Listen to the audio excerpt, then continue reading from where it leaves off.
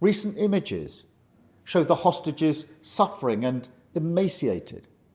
Hamas even refuse to release all the bodies of the dead. I see the torture that they endure each and every day. Pain that strikes deep in people's hearts across Israel and here in the United Kingdom. Hamas is a brutal terror organisation. Our call for a genuine two-state solution is the exact opposite of their hateful vision.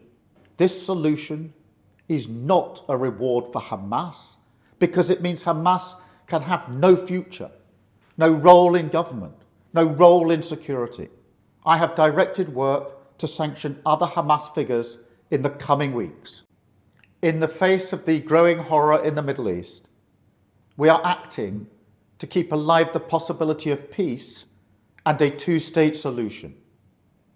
That means a safe and secure Israel alongside a viable Palestinian state. At the moment, we have neither. Ordinary people, Israeli and Palestinian, deserve to live in peace, to try to rebuild their lives free from violence and suffering. That's what the British people desperately want to see. Yet, almost 2 years after the barbaric attacks of October the 7th, hostages are still held by the terrorists of Hamas. Recent images show the hostages suffering and emaciated. Hamas even refuse to release all the bodies of the dead. I have met British families of the hostages. I see the torture that they endure each and every day. Pain that strikes deep in people's hearts across Israel and here in the United Kingdom. The hostages must be released immediately, and we will keep fighting to bring them home. Let's be frank. Hamas is a brutal terror organisation. Our call for a genuine two-state solution is the exact opposite of their hateful vision. So we are clear. This solution is not a reward for Hamas because it means Hamas can have no future, no role in government, no role in security. We have already prescribed and sanctioned Hamas, and we will go further. I have directed work to sanction other Hamas figures in the coming weeks. Meanwhile, the man-made humanitarian crisis in Gaza reaches new depths. The Israeli government's relentless and increasing bombardment of Gaza, the offensive of recent weeks, the starvation and devastation are utterly intolerable. Tens of thousands have been killed, including thousands as they tried to collect food and water. This death and destruction horrifies all of us. It must end. We have evacuated the first group of sick and injured children to the United Kingdom to be treated by the NHS, and we continue to increase our humanitarian support.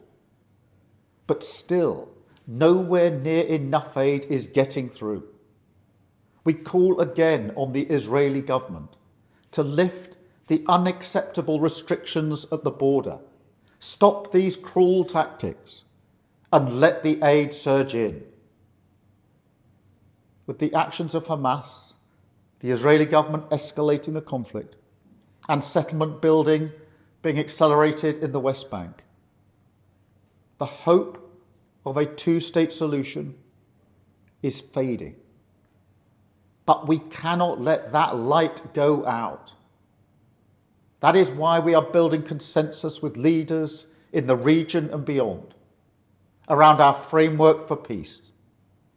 This is a practical plan to bring people together behind a common vision and a series of steps, including the reform of the Palestinian Authority, that takes us from a ceasefire in Gaza to negotiations on a two-state solution.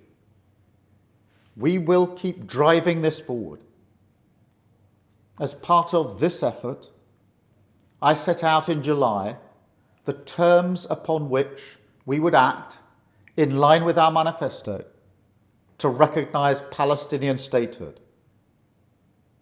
That moment has now arrived. So today, to revive the hope of peace and a two-state solution, I state clearly, as Prime Minister of this great country, that the United Kingdom formally recognises the State of Palestine. We recognised the State of Israel more than 75 years ago as a homeland for the Jewish people.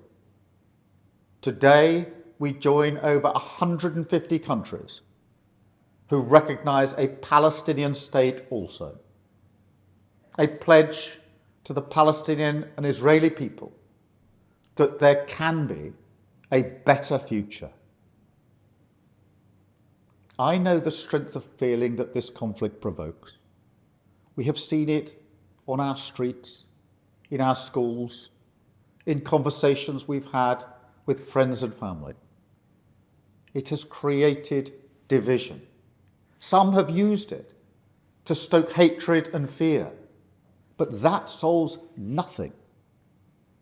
Not only must we reject hate, we must redouble our efforts to combat hatred in all its forms. We must channel our efforts, united together in hope, behind the peaceful future that we want to see. The release of the hostages, an end to the violence, an end to the suffering, and a shift back towards a two-state solution as the best hope for peace and security for all sides. Subscribe to One India and never miss an update. Download the One India app now.